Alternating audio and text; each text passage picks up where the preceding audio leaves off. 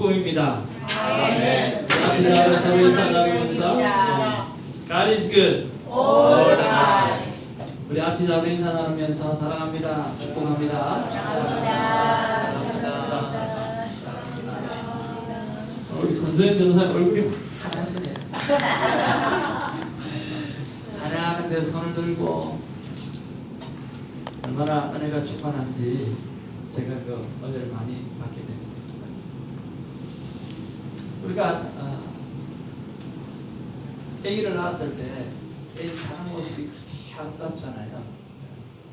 교회 안에서 찬양을 들을 때 두 손을 들고 하나님 앞에 찬양하는 모습이 하나님 보시기에 최고 아름다운 모습이었나 생각하고, 우리 신고사님도 손을 들고 찬양 속에 깊이 빠져들어가고, 저도 찬양만 하면 정말 많은 생각이 많이 떠오르고 하나님의 말씀이 이렇게 많이 임할 때가 참 많아요. 찬양이 우리에게 참 기쁨이 되는 것 같습니다. 오늘 말씀의 제목은요, 우리가 오직 하나님만 사랑하는 일이 왜 이렇게 잘 안 될까? 여기서 말씀의 제목을 가지고 우리 출애굽기 14장 10절에서 17절 이 말씀을 오늘 받기를 원합니다. 한 절씩 보도록 하겠습니다. 여호와께서 이르시되 보라, 내가 언약을 세우나니 곧 내가 아직 온 땅 아무 국민에게도 행하지 아니한 이적을 너희 전체 백성 앞에서 행할 것이라. 내가 머무는 나라 백성이 다 여호와의 행하심을 보리니 내가 너를 위하여 행할 일이 두려운 것임이니라.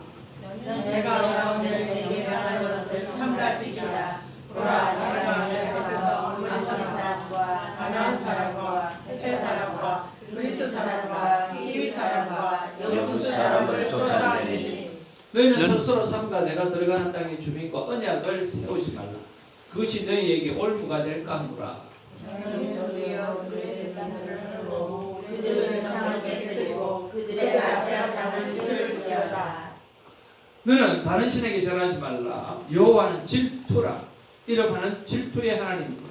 너는 산과 그 땅의 주민과 언약을 세우지 말지니 이는 그들이 모든 신을 엄란하게 섬기며 그들의 신에게 제물을 드리고 너를 청하면 내가 그 제물을 먹을까 함이며, 또 내가 그들의 딸들을 내 아들들의 아내로 삼음으로 그들의 딸들이 그들의 신들을 엄란하게 섬기며 내 아들에게 그들의 신들을 엄란하게 섬기게 할까 함이니라.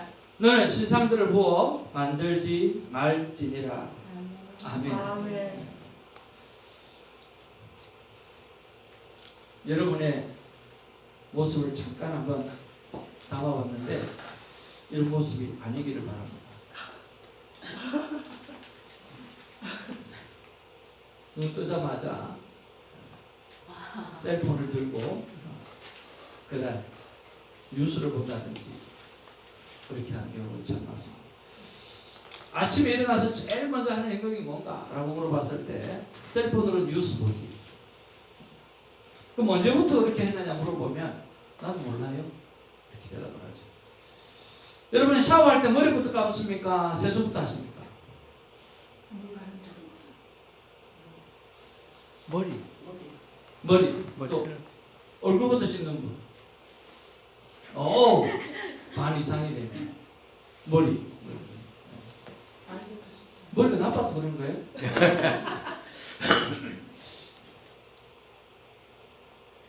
근데 아무 생각 없이 세수부터 하시는 분 있고 아무 생각 없이 머리부터 하시는 분 있어요. 언제부터 그렇게 했습니까? 물어보면 모르죠. 근데 보니까 머리부터 먼저 씻고 있고 또 얼굴부터 먼저 씻고 있더라는 거죠. 하루에 TV를 얼마나 보십니까? 물어보면 퇴근하고 와서 그냥 TV 켜놓고 저녁에 자기 전까지 TV를 보는 사람. 언제부터 그렇게 했습니까? 물어보면 모르겠는데요. 생각이 없는 거죠. 우리가 하나님 앞에서 일어나면 첫 번째 하는 이야기가 굿모닝 하나님, 저는 하나님의 기쁨입니다 하고 이야기할 수 있다고 하면 얼마나 좋겠습니까? 한번 따라하죠. 굿모닝. 모닝. 하나님, 저는 하나님의 기쁨입니다. 저는 하나님의 기쁨입니다. 그렇게 해놓고 찬양을 틀고요. 여러분 하실 거 다 하면서 또 큐티 삶을 하시면 좋겠다 하는 생각이 듭니다. 자, 조금 전에 제가 말씀드렸던 것처럼 내가 일어나서 첫 번째 하는 동이 무의식적이고, 샤워할 때 머리부터 하냐 뭐부터 하냐 그것도 무의식적이고, 하루에 TV를 얼마나 보냐 물어봐서 그것도 다 무의식적이고, 언제부터 그렇게 했느냐 물어보면 모른다는 거예요. 언제부터 그렇게 하고 있더라는 거예요. 그게 뭐예요? 습관이 되어져 버리고 삶이 되어졌다라고 하는 거죠. 그래서 이 습관을 바꾸려고 한다고 하면 우리에게 필요한 게 뭐냐고 하면, 분명하게 내가 이 습관을 통해서 오늘 이루려고 하는 선명한 목적의식이 있어요. 내가 뭘 하나를 바꿔보겠다라고 했을 때 선명한 목적의식을 가지고, 두 번째는 뭐냐면 간절한 열망이 있어야 돼요.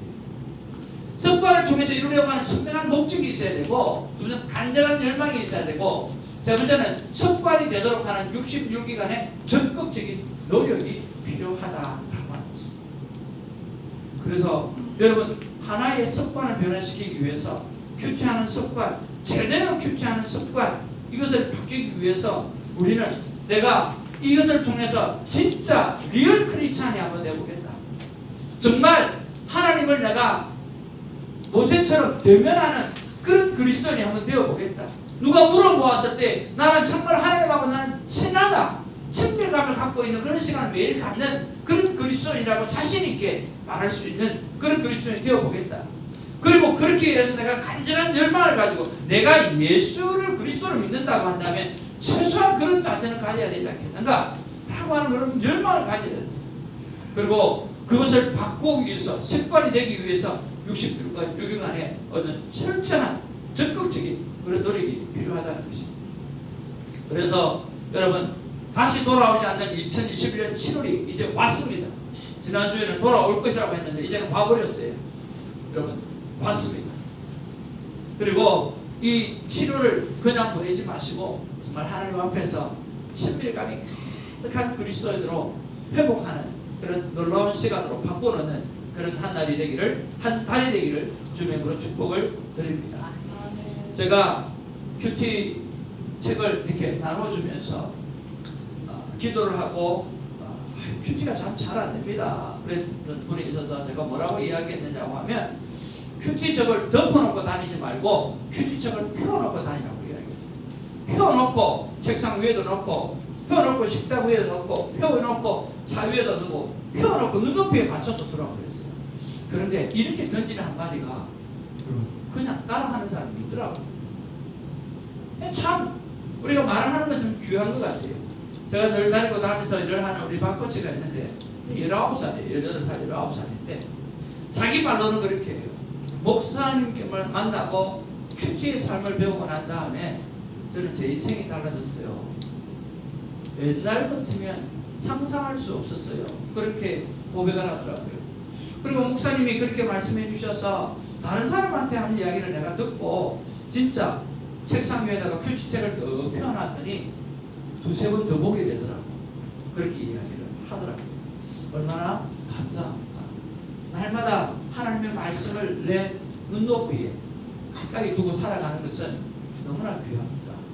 너희 이마와 오른손에 오늘 쉐마의 말씀을 기록하게 한 이유, 바로 그것이 하나님의 말씀을 날마다 묵상하라는 이야기죠. 그게 성경 66권 전체가 아니라 뭡니까? 쉐마 이스라엘, 이스라엘을 향해서 하신 말씀, 나를 향해서 하셨던 그 말씀, 오늘 새벽에, 오늘 아침에 하셨던 그 말씀을 기억해내라고 말씀하는 거죠. 여러분, 11세기 신성 로마 제국에 하인리 3세라고 하는 사람이 있었습니다. 왕이 있었는데요, 정치에 너무 환멸을 느껴버린 거예요. 정치에 너무 환멸을 느껴가지고 왕이 수도사가 되려고 수도원장을 만나러 갑니다. 누가요? 왕이, 세상에 왕이 수도사가 되려고 수도원장. 너무 스캔타이어, 너무 짜증나는 환멸을 느끼고 정치에. 그래서 수도사가 이 왕의 이야기를 다 듣고 이렇게 이야기를 합니다. 왕이시여, 수도사가 되려고 하면 세 가지 약속을 분명히 우리가 확답을 받고 수도사로 훈련받고 유명한 줄 아시죠? 내가 읽어서 읽기 들어서 잘 안다고. 그게 뭐냐고 하면 첫 번째가 순명이에요. 순명. 명령에 순종하는 거. 그 다음에 뭐냐고 하면 순결이에요. 순결. 깨끗하게 살기로 결단하는 거. 그 다음에 그들에게 있어서 천빈이 깨끗한 그런 경제관을 가지고 살아가요. 이 세 가지가 되어져야 됩니다. 그러면 그 중에서 가장 중요한 게 순명, 순종하는 일인데, 순종에 대한 첫 번째 훈련을 제가 왕에게 내리고 싶은데 잘 따라할 수 있겠습니까? 수도사로 되고 싶으시니까 잘 따라하겠다고, 뭐든지 이야기를 해봐라 제가 하겠다고 그렇게 이야기했어요. 그때 이 수도 원장이 하는 이야기가 이렇게 이야기해요. 왕이시여, 지금 이 땅에 국민들이 힘 있는 자들을 통해서 엄청나게 힘들고 고통당하고 있습니다.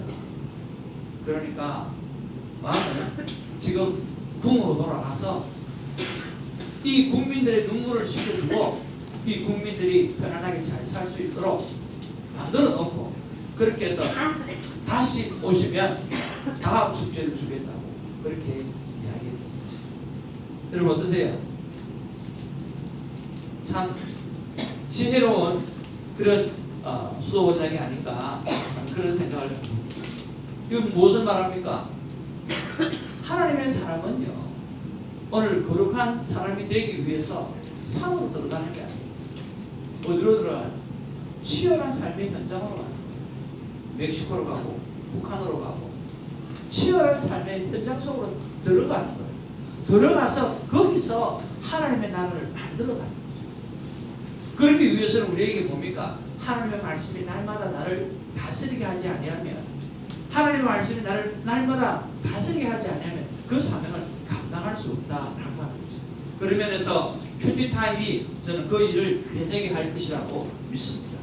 이런 삶의 모습들이 우리 7월에 저와 여러분 삶 가운데 더 깊게 하나님을 만나는 귀한 시간이 있기를 주님으로 축복을 드립니다.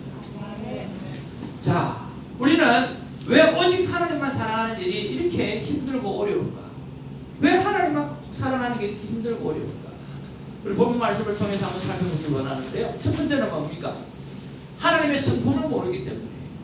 한번 따라하죠. 하나님의 성품을 모르기 때문이다. 하나님의 성품을 모르기 때문에. 하나님의 성품을 몰라요. 그냥 대충 알아요. 오늘 성경에 보니까 하나님의 성품에 대해서 정확하게 묘사하는 부분들이 나와요. 자, 여호와께서 그의 앞으로 지나가시면서 선포하시되 여호와라 두 번이나 이야기하죠. 여호와라 자비롭고, 하나님 어떤 분이에요?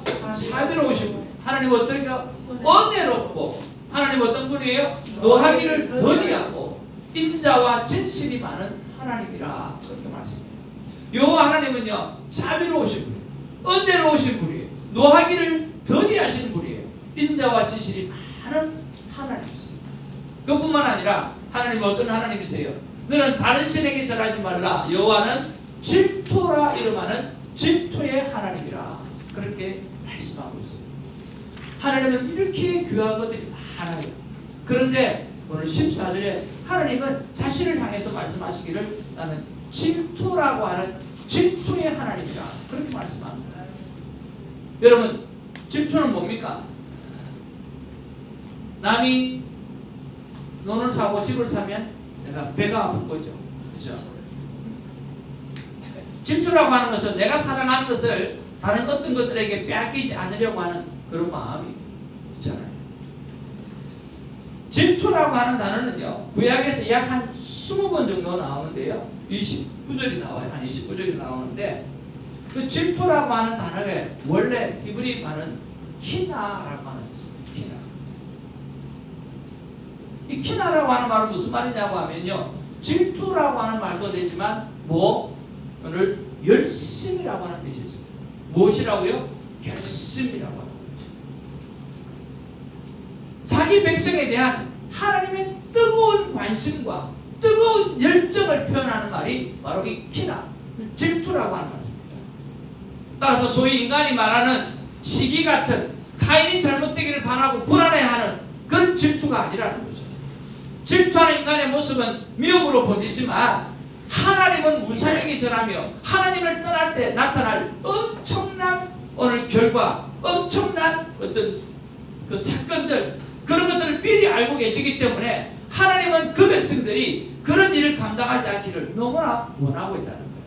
그래서 너희들이 만약에 나를 떠나게 되어진다고 하면 어떤 일을 당하게 될지 모르는데 그것이 얼마나 너희들에게 힘들고 어려운 고통이 될 수밖에 없는 그런 일인데, 그렇기 때문에 오늘 너를 사랑하는 열정적인 너를 향해서 질투하는 나는 너를 향해서 오늘 네가 우상을 섬기지 않도록 바라는 마음으로 가득하다. 그래서 내가 너희들한테 다시 한번 말하고 또 말하고 또 말한다. 내가 이번에 두 번째 언약을 합니다.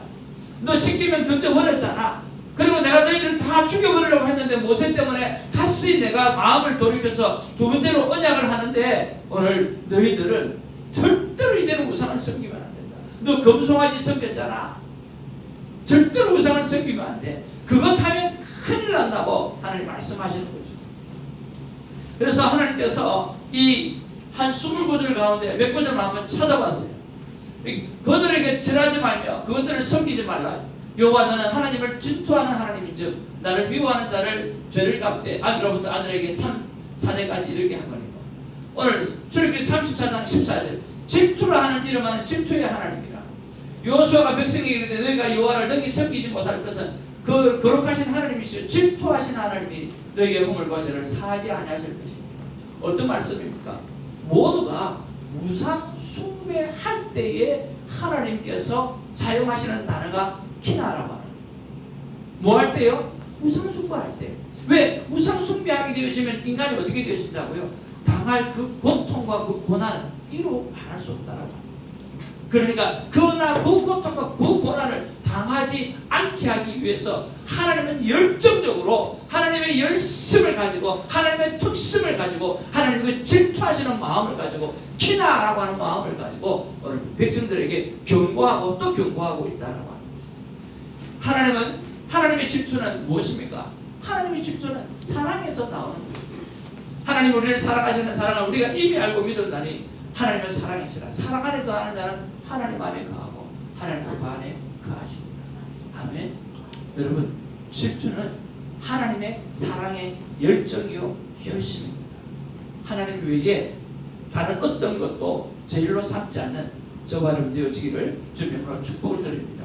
이런 하나님의 성품을 안다고 하면 우리가 딴 생각을 할 수가 없는 것이죠. 두 번째로, 왜 우리는 하나님을 사랑할 수 없는가? 잘 안 되는가? 하나님에게서도 오직 우리밖에 없다라고 하는 것을 우리가 잊고 살기 때문에 우리가 하나님을 오직 하나님만 바라보아야 되는 것처럼 하나님 편에서도 하나님은 우리밖에 없어요. 하나님은 여러분밖에 없어요. 하나님 속에는 영영원님밖에 없고요. 하나님 속에서는 우리 김성은 집사님밖에 없어요. 에이, 무슨 소리 하세요? 아니요, 정말이에요. 하나님의 마음속에는 우리밖에 없다니까요. 그것도 우리라고 하는 복수가 아니라 한 영혼이에요. 여러분 그런 거 있잖아요. 한 번 우리가 사람을 사랑할 때 여러 사람을 한꺼번에 사랑하기는 힘들어요. 그러나 내가 만난 그 한 영혼, 그 시간 그때만 사랑하면 되는 거예요. 뭘 많은 사람을 다 사랑하려고 그래요. 그렇잖아요. 오늘 내가 만난 한 영혼, 지금 내가 대하고 있는 영혼, 그 영혼을 향해서 사랑을 품고 섬기면 되는 거잖아요. 하나님 똑같은 말이에요. 하나님의 마음은 우리 모두에게 있고 여러분 각자 한 사람에게 다 있다라고 하는 거예요. 하나님은 마음에 그밖에 없어요. 오늘 10절 말씀해 보니까 내가 아직 온 땅 아무 국민에게도 행하지 아니한 이적을 너희 전체 백성 앞에 행할 것이다. 그래요. 하나님이 이때까지 행하지 않았던 그 어떤 것들에게도 행하지도 않았던 그 이적을 오늘 이스라엘 백성에게 행하겠다고, 택한 자녀에게 행하겠다고 말씀하는 거잖아요. 11절에 너는 내가 오늘 내게 명령한 것을 삼가 지키라. 보라. 한번 따라합니다. 보라. 보라. 보라. 보라. 보라. 보라. 여러분 성경에서 보라고 하면 뭐 해야 돼요? 봐야 돼요. 그렇죠? 그래서 큐티할 때 예수님께서 진실로라고 할 때는 반드시 멈춰야 돼요. 왜? 오죽하면 내가 진실로 내가 너희에게 말한다. 그렇게 말씀하셨어요. 그것도 두 번 이야기할 때도 있어요. 진실로라고 이야기할 때도 있어요. 그거는 예수님께서 하시고 싶은 말씀이 많은데 정말 진심으로 너희들이 꼭 좀 알았으면 좋겠다라고 하는 그 이야기잖아요. 오늘 보라라고 하는 이야기 무슨 말이에요? 성경은요, 지난번에도 말씀드렸던 것처럼 동사를 항상 히브리어는 우리는 형용사 민족이에요. 우리는 하늘이 파랗다, 푸르다, 시푸렇다. 오늘 푸르축 뭐라 그래요? 우리는 뭐 이렇게 부르쭉쭉하네요. 희한해요. 우리 한국 사람들은 마음이 정말 좋은 것 같아요. 그래서 형용사민족. 그런데 이스라엘은 동사민족이에요. 동사민족. 그래서 항상 뭐가 먼저 나와요? 가라 모세, 가라 이스라엘, 쉐마 들어라 이스라엘. 뭐가 먼저 나와요? 들어라, listening. 그러니까 동사가 먼저 나오는 거예요. 성교사님 맞습니까? 그리고 명령. 예, 명령, 뭐 하라는 거죠. 그리고 뒤에 나와요. 마찬가지 보라라고 하는 거. 보라 했을 때는 봐야 돼요. 멈춰서서 봐야 돼요. 뭐예요? 내 앞에서 아모리 사람과 가나안 사람과 헷 사람과 브리스 사람과 히비 사람과 여부스 사람을 내가 뭐 하겠다? 다 쫓아내겠다는 거야. 그러면 하나님이 오늘 아모리 사람과 가나안 사람과 헷 사람과 브리스 사람은 싫어하십니까? 그것도 아니잖아요.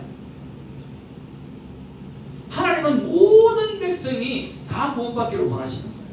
하나님 이스라엘 백성만 사랑하고 이런 사람을 다 싫어하는 거예요? 아니라는 거예요. 하나님 다 사랑하시는데 중요한 게 있어요.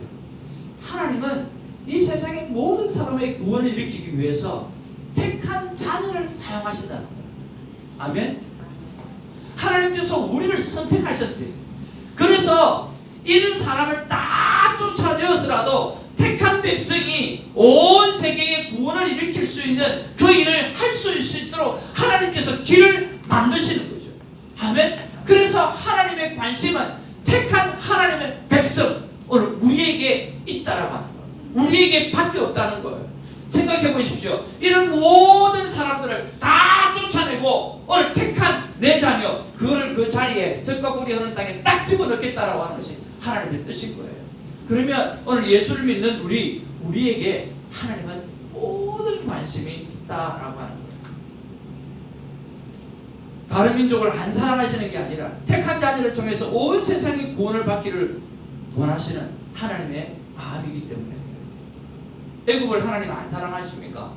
사랑하시죠. 그런데 애굽에게 열재앙을 내린 이유가 뭡니까? 하나님은 택한 이스라엘 백성을 위해서 오늘 애굽까지도 구원하시려고 하는 하나님의 계획이 있기 때문이죠. 아멘. 유월절 사건을 통해서 왜 애굽의 백성은 다 죽고 이스라엘 자녀는 살아납니까? 하나님은 애굽 백성을 사랑하기 때문에 이스라엘 백성을 살려내시는 거예요. 아멘. 심지어 홍수 사건을 한번 보십시오. 왜 사람을 다 죽여버리십니까? 안 사랑하기 때문에 죽이는 거 아니잖아요. 하나님께서 무슨 세상? 믿음의 자손을 통해서 새로운 믿음의 세상을 만들려고 하나님은 계획하셨기 때문에 노아의 가족을 택하시면서 택한 백성을 온 세상을 수정시켜서라도 그 일을 감당하는 거예요. 근데 하나님의 관심은 택한 자녀에게밖에 없는 거예요. 나에게밖에 없는 거예요.